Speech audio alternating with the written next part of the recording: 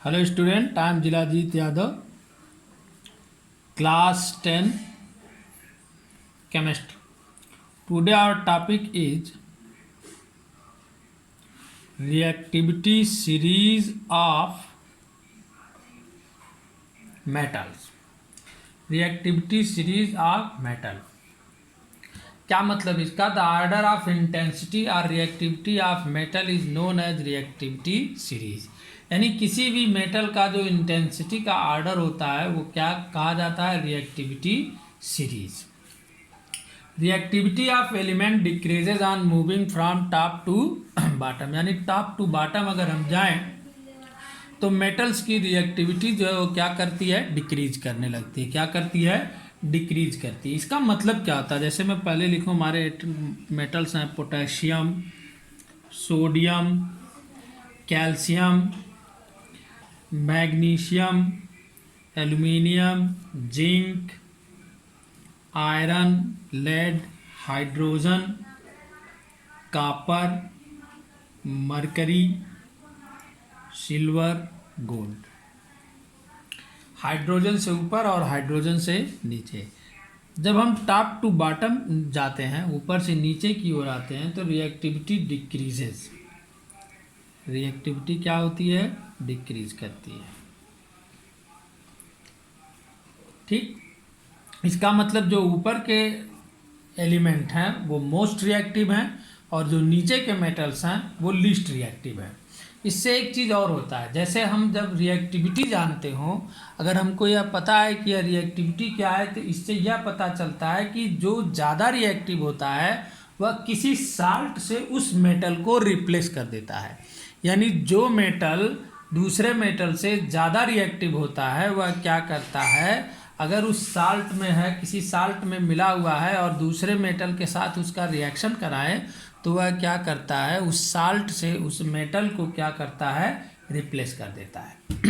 फिर से सुनो सभी लोग, रिएक्टिविटी सीरीज ऑफ मेटल्स का मतलब क्या होता है? द ऑर्डर ऑफ इंटेंसिटी और reactivity of metal is known as reactivity series. Reactivity of element decreases on moving from top to bottom in the given reactivity series. किसी भी reactivity series में हम जब top to bottom जाते हैं तो जो reactivity of metal होता है वह क्या करता है?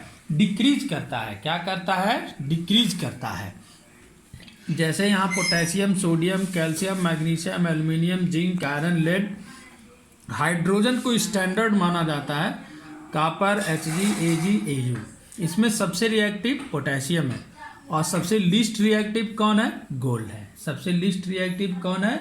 गोल्ड है। इससे हमको क्या, इसका एडवांटेज क्या है? तो इसका एडवांटेज यह है कि जब हम कोई भी रिएक्टिविटी सीरीज बनाते हैं तो उस रिएक्टिविटी सीरीज में जितने भी मेटल्स हैं वह क्या होते हैं? उनका हम रिएक्टिविटी ऑर्डर बनाते हैं। तो इससे क्या पता चलता है कि अगर हम किसी मेटल के साल्ट में, किसी मेटल का साल्ट है और उसका रिएक्शन हम उससे ज़्यादा रिएक्टिव मेटल से कराएं तो वह मेटल क्या करता है? उस साल्ट से हाईली रिएक्टिव मेटल उस साल्ट से लो रिएक्टिव मेटल को रिप्लेस कर देता है। जैसे मैं एक रिएक्शन करके दिखाऊं, आयरन का रिएक्शन CuSO4, कॉपर सल्फेट।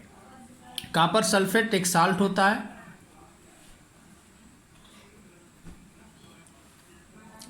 अब हमारा इस रिएक्शन इसका किसके साथ हो रहा है? आयरन के साथ। किसके साथ हो रहा है? आयरन के। तो अब हम अगर रिएक्टिविटी सीरीज में देखें तो आयरन की पोजीशन नंबर कॉपर से पहले है। इसका मतलब ये हुआ कि आयरन कॉपर से हायर रिएक्टिव, यानी आयरन की रिएक्टिविटी जो है वो कॉपर से क्या है? ज़्यादा है। क्या है? ज़्यादा है। तो इसका मतलब ये हुआ कि आयरन जो है वो कॉपर सल्फेट से कॉपर को रिप्लेस कर देगा और आयरन सल्फेट बन गया और कॉपर क्या हो गया? रिप्लेस हो गया। इसी तरह अगर मैं एक रिएक्शन कराऊँ 2Al + 3USO4, तो अब यह क्या करेगा? यहाँ पर एल्युमिनियम देखते हैं।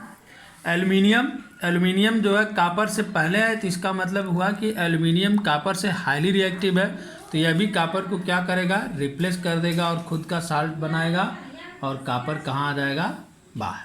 कहाँ आ जाएगा? बाहर आ जाएगा।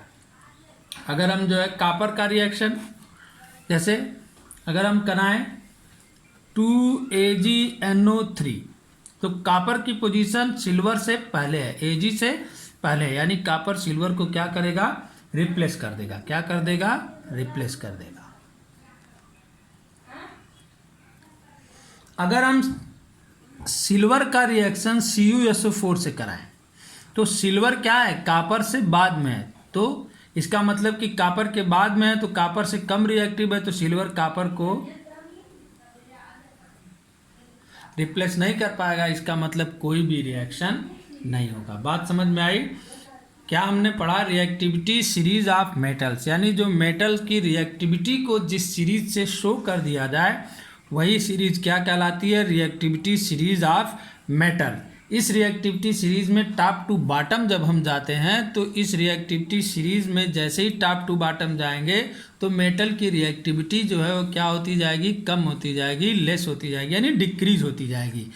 इस सीरीज में जो मेटल जितना ज़्यादा ऊपर होगा उसकी रिएक्टिविटी अब कंपेयर देन अदर मेटल्स उतनी ही हायर होगी। क्या होगी, हायर होगी। जैसे यह सीरीज हम बताएं तो इस सीरीज में हाईली रिएक्टिव मेटल कौन है, सबसे पोटेशियम, उससे कम सोडियम, उससे कम कैल्शियम, उससे कम मैग्नीशियम, उससे एल्यूमिनियम, फिर जिंक, उससे कम आयरन, उससे कम लेड, उससे कम हाइड्रोजन, उससे कम कॉपर, उससे कम मरकरी, उससे कम सिल्वर, सबसे कम गोल्ड।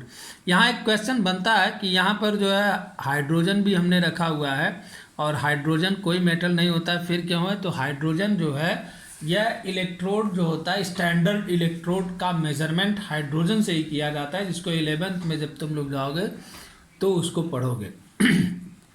तो यहाँ पर एक इसका एडवांटेज हमने बताया कि इसका एक ही एडवांटेज होता है रिएक्टिविटी सीरीज का, कि जैसे अगर हम किसी मेटल के साल्ट में कोई दूसरा हम वहाँ पर ला करके मेटल लाएं, यानी उसका रिएक्शन कराएं, तो अगर वह मेटल जो है उस सीरीज में ऊपर है, यानी पहले है दूसरे वाले मेटल से, तो वह उसको रिप्लेस कर सकता है। जैसे आयरन का रिएक्शन हमने कॉपर सल्फेट के साथ कराया तो कॉपर से पहले आयरन है तो आयरन क्या करता है, कॉपर को रिप्लेस कर देता है और Fe यानी आयरन का साल्ट बन जाता है। ऐसे ही एल्यूमिनियम का हमने दिखाया, एल्यूमिनियम कॉपर से पहले है तो एल्यूमिनियम कॉपर को क्या कर दे रहा है, रिप्लेस कर दे रहा है। सिल्वर नाइट्रेट का रिएक्शन हमने कॉपर से कराया, कॉपर सिल्वर से पहले तो इसको क्या कर दे रहा है, रिप्लेस कर दे रहा है। लेकिन अगर हम एक कॉपर सल्फेट का रिएक्शन सिल्वर के साथ कराएं तो यहाँ पर सिल्वर की जो पोजीशन है रिएक्टिविटी सीरीज में वह कॉपर के बाद है। इसका मतलब ये हुआ कि सिल्वर जो है वो कॉपर से कम रिएक्टिव है, तो इसका मतलब ये हुआ कि कोई भी रिएक्शन फॉर्म नहीं करेगा।